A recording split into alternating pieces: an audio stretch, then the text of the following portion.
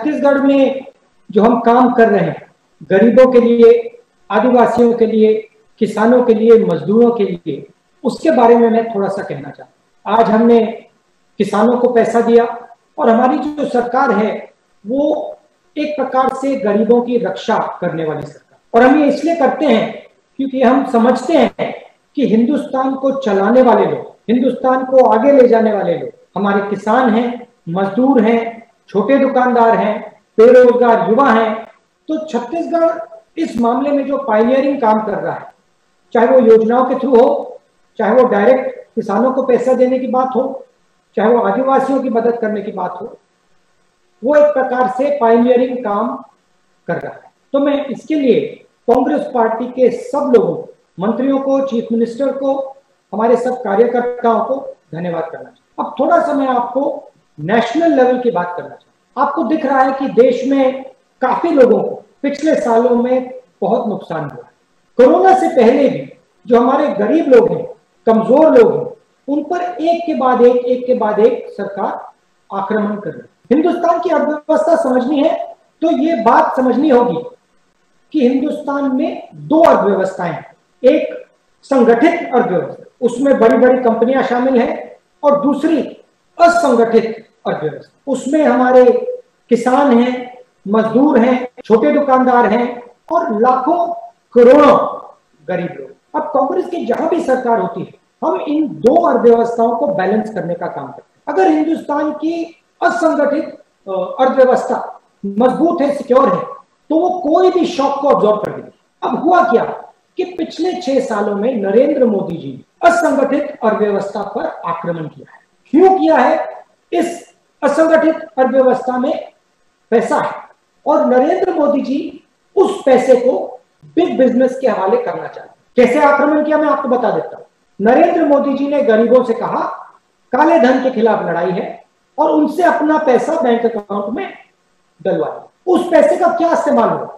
उस पैसे से नरेंद्र मोदी जी ने जो संगठित व्यवस्था को कंट्रोल करते हैं, हिंदुस्तान के सबसे बड़े 10-15 उनके मित्र, क्रोनी कैपिटलिस्ट जिसको हम कहते हैं, उनका कर्जा माफ करने का। उसके बाद जीएसटी, ये जीएसटी सिर्फ टैक्स नहीं है। आप कहोगे कैसे? मैं बताता हूं। जीएसटी में अलग अलग टैक्स लगा है, 4-5 अलग अलग टैक्स। ये 4-5 अलग अलग टैक्स क्यों है?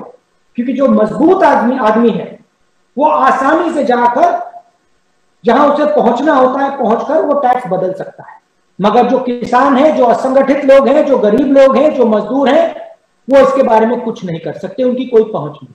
तो ये जीएसटी भी जो हमारे प्रोडक्टिव स्टेट्स हैं, छत्तीसगढ़ जैसे, उनको चोट मारने का तरीका है और गरीबों से पैसे छीनकर उन्हीं 15-20 सबसे अमीर लोगों को पैसे देने का तरीका है।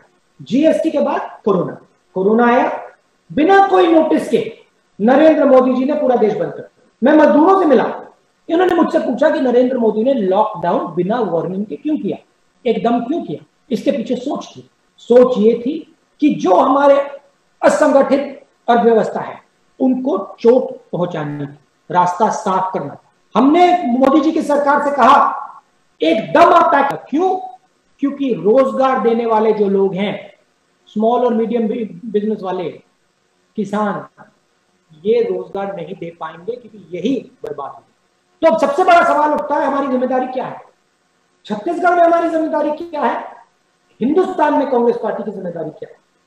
सबसे पहले देश को जोड़ने का काम, तोड़ने का नहीं, जोड़ने का काम।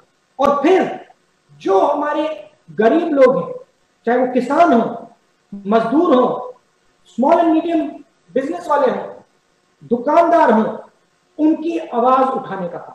मैं ये नहीं कह रहा हूं कि हमें संगठित अर्थव्यवस्था पे आक्रमण करना है, नहीं, मैं ये कह रहा हूं कि हिंदुस्तान को असंगठित अर्थव्यवस्था और संगठित अर्थव्यवस्था के बीच में बैलेंस बनाना पड़ेगा।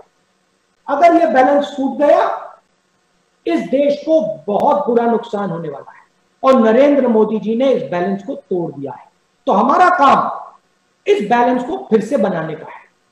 एक तरफ असंगठित लोगों की मदद करने का है, उसमें मनरेगा शामिल है, भोजन का अधिकार, किसान को पैसा देने की योजना है, यह सब है।